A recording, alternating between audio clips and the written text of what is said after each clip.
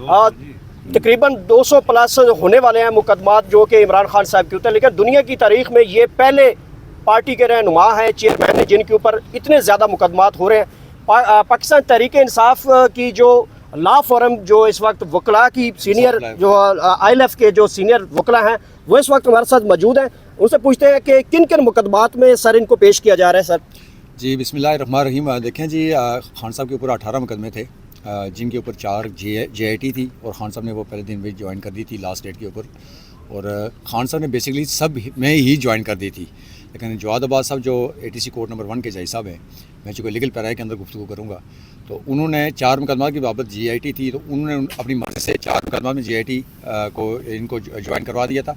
एक मुकदमा में उन्होंने अपनी मर्ज़ी से ज्वाइन करवा दी थी कि 5 मुकदमा, 5 मुकदमों में खान साहब की बेल कन्फर्म हो चुकी थी, बाकी रह गए थे 13 मुकदमे।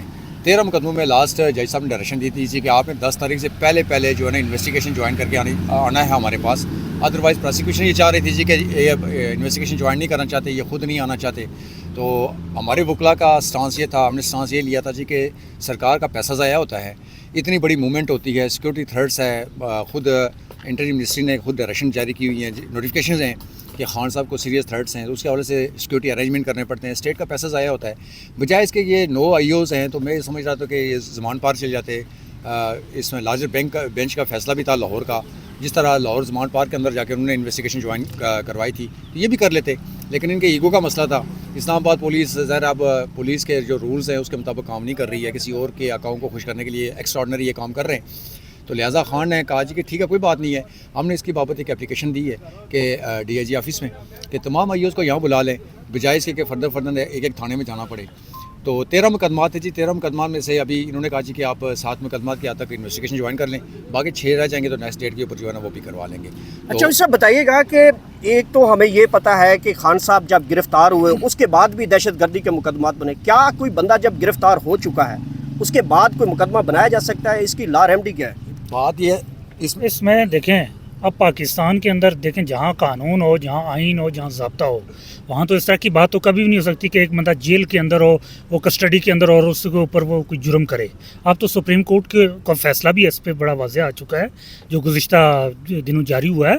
अब एक शख्स है वो अंदर, आप उसको कहते हैं ये आनत भी कर रहा है, ये उकसा भी रहा है।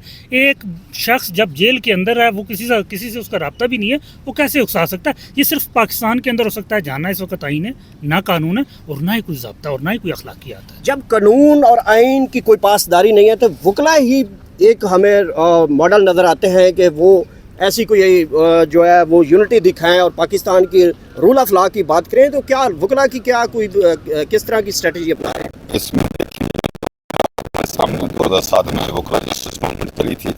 अब जो हालात पैदा कर रहे हैं, देखिए कानून नाम की तो चीज़ नहीं है, वाज़ेह कानून है कि एक वकूए की एक ही FIR हो सकती है, और आप देखते हैं कि एक दिन में खान साहब 20-20, 30-30 इकट्ठी FIR हो जाती है। ये सीधी सीधी लाख कानूनियत है या। और खान साहब ने इन्वेस्टिगेशन के हवाले से कई दफ़ा ऑफ़र किए हम सब वकला टीम ने कि आज ही शामिल तफ्तीश कर लें, आज ही शामिल। वो इस चीज़ पे इन्वेस्टिगेशन टीम जो है उनकी IT जितनी है वो ये कहती थी कि कभी कहते थे कि जी DIG ऑफिस आएँ, कभी कहते IG ऑफिस आएँ, कभी किस जगह पे, कभी सिर्फ और सिर्फ उनका मकसद था खान साहब को जलील करने का। आज भी देखें खान साहब आ रहे हैं, खान साहब ने तो कानून के लिए हमेशा, कानून की हुक्मरानी के लिए अदालतों में हर जगह पे कानून का एहतराम किया, लेकिन उसका ये जो हुकूमत इम्पोर्टेड हुकूमत या पसे पर्दा जो हालात हैं वो इस तरह के कि आज हर बंदा समझता है जो हो रहा है। कानून नाम की कोई चीज़ नहीं है। वकला की ये पकड़ दकड़ शुरू करने लगे, ये वकला की पकड़ दकड़ शुरू करेंगे तो इनको मैं वाज़ेह पैगाम देना चाहता हूँ। ये हम जो वकला टीम पूरे पाकिस्तान के वकला हैं, फिर हम कानून की हुक्मरानी के लिए पहले भी हम निकले हुए हैं, इसके बाद भी निकलेंगे, और जब तक ये कानून की हुक्मरानी से कानून सब के लिए बराबर नहीं हो जाता उस वक्त तक तो पाकिस्तान ना तरक्की कर सकता, ना पाकिस्तान के जिस तरह के हालात हैं ये हालात आए दिन बिगड़ते जाएंगे, अच्छे नहीं होने। खान साहब का देखें, खान साहब ने कल भी आना है, आज भी आए, हफ्ते में 4-4, 5-5 पेशियों, 200 से अब मैं कहता हूं कि पूरी दुनिया का रिकॉर्ड छान के देख ले, कोई ऐसा लीडर नहीं है, कोई ऐसा मुलज़म नहीं है जिसके ऊपर इतनी FIR, और सारी की सारी FIR फेक है। और जो 9 मई के बाद के सीधी सीधी यार बात है इसमें कि खान साहब तो पुलिस की कस्टडी में है, खान साहब का मोबाइल उनकी कस्टडी में है, तो खान साहब का किसी साथ कोई राब्ता नहीं, कोई कुछ नहीं। اور کورٹ کے اندر سے اٹھایا گیا, کورٹ کے اندر سے ہائی کورٹ میں وہ بایو میٹرک والا ان کا کمرہ توڑ دیا, عملے کو مارا, آج تک کسی نے پوچھا, کوئی ایف آئی آر نہیں. اس کے باوجود وکلا پہ, خان صاحب پہ اور جتنی ہم دوسرا ورکر ہیں ان پہ پی ٹی آئی. اور افسوس کی بات یہ ہے کہ کل پرسوں جمعے والے دن احتجاج ہوا ہے قرآن پاک کی, اور پوری دنیا میں یار ہم مسلمان ہیں اور ہماری امپورٹڈ سوئیو کے پی کے میں پی ٹی آئی کے لوگوں نے قرآن پاک کے لیے, قرآن پاک کی حرمت اور اس کے رسول کے لیے مزاحم کے یہ ریلیاں نکالی ہیں, تو ان پہ ایف آئی آریں دے دیں. یہ بڑے افسوس کا, یہ لا قانونیت ہے سیدھی سیدھی. اور ان شاء اللہ تعالیٰ خان صاحب سچے آدمی ہیں, سچے لیڈر ہیں. یہ جتنی بھی ایف آئی آر دے لیں, خان صاحب کا حوصلہ دیکھ لیں, خان صاحب کے جذبات دیکھ لیں, وہ اس قوم کے لیے کھڑے ہیں اور اللہ تعالیٰ ان سے کام لے لیں. ان شاء اللہ تعالیٰ آج شامل تفتیش ہو رہے ہیں تو اللہ تعالیٰ مہربانی کرے گا. اچھا چوہدری صاحب, آج کل زمان پارک میں تو بڑی اچھی خبریں آ رہی ہیں کیونکہ آئی ایم ایف کا وفد بھی وہاں پہ گیا ہے کہ آپ نے جو قانونی ماہرین ہیں, آپ خان صاحب کے لیے کوئی اچھی خبر آ رہی ہے کوئی؟ جی بسم اللہ الرحمن الرحیم. دیکھیں جی, سب سے پہلے پاکستان کی سیاسی صورتحال کے پیش نظر کبھی پاکستان کے پریزیڈنٹ کے اندر دیکھا ہوگا کہ آپ نے کہ آئی ایف نے آ کے اپوزیشن سے کی مذاکرات کی ہوں, اور وہ بھی اس حالات کے اندر جب خان صاحب زیر عتاب ہیں اور پوری ریاستی مشینری ایک طرف لگی ہوئی ہے ایک سیاسی جماعت کو دیوار کے ساتھ لگانے کے لیے, الیکشن کے پروسیس سے باہر کرنے کے لیے.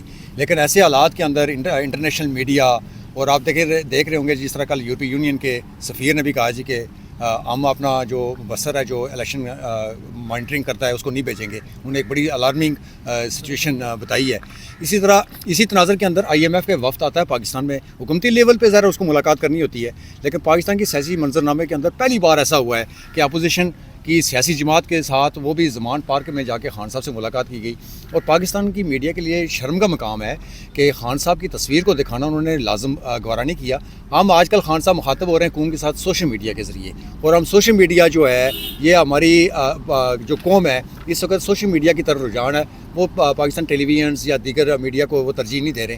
جب ایک پولیٹیکل پارٹی کو جو لارجسٹ پارٹی ہے اس کو آپ میڈیا سے بلیک آؤٹ کریں گے, سینسرشپ کر کے میڈیا کو آپ نے کنٹرول میں کر کے اپنے مقاصد حاصل کرنے کے لیے یہ پرانی نرسریاں جو لگا کے آپ اسکرپٹ پرانے ہیں اس کے اندر دو کڑے ڈال کے نئے انداز میں اس کو لانے کی کوشش کر رہے ہیں. یہ 2023 ہے, سوشل میڈیا اس کو بھرپور طریقے سے ناکام کرے گا. اور میں سمجھتا ہوں کہ پاکستان کے اندر جب تک اپوزیشن کا کردار واضح تمام جماعتوں کو, وہ کہتی ہیں نا مریم نواز کہ پلڑے برابر ہوں گے, جب ملک کے اندر جمہوریت تب آگے پنپے گی, آگے بڑھے گی کہ پلڑے باری ہوں. پلڑے جو اپوزیشن اور حکومت ہے ان دونوں کو ایک سطح پہ دیکھا جائے گا. اپنی من پسند کی اپوزیشن نہ بنائیں, جو کریٹیوٹی ہے کہ ایکسپیریمنٹ کرنے جا رہے ہیں, جو ماضی کے اندر انہوں نے حکومتی سطح کے اوپر جو تنظیمیں بنوائی تھیں, آج ایک نئی تنظیم استحکام پاکستان, اس کے اندر خود استحکام نہیں ہے, وہ کہاں سے استحکام لے کے آئے گی. اور ملک کے اندر خود انہوں نے عدم استحکام کا شکار کیا ہوا, یہ پارٹیاں استحکام کے نام سے بنا رہے ہیں. میں کہہ رہا ہوں میرا یہ واضح پیغام ہے, جو ادارے سیاست کر رہے ہیں ان کو اپنے ڈومین میں واپس چلا جانا چاہیے. ان کو سیاست نہیں کرنا چاہیے. ملک کی سالمیت کا معاملہ ہے, اس کی بقا کا معاملہ ہے. نوجوانوں کے یہاں اس پاکستان کے اندر بسنے والے انسانوں کی قدر ہونی چاہیے, مجسموں کی قدر نہیں ہونی چاہیے. جو انسان بھوکے بلکتے ہیں, جو ننگ اور بھوک سے بلک رہے ہیں, آئے روز مرڈر ہوتے ہیں, چوریاں ہو رہی ہیں, ڈکیتیاں ہو رہی ہیں, اس طرف توجہ دینے کے بجائے آپ مجسموں پہ یا دیواروں پہ یا مطلب کہ کہیں جی کہ ریاست کی جو علمبردار ہیں وہ عمارتیں ہوتی ہیں, ایسا نہیں ہے. جب انسان کی قدر ہوگی, جانوروں کی قدر ہوگی, بنیادی انسانی حقوق جو اس وقت معطل ہیں وہ بحال نہیں ہوتے, یہ معاملات آگے نہیں بڑھ سکے. بہت بہت شکریہ سر. تھینک یو سو مچ. ہم ایسے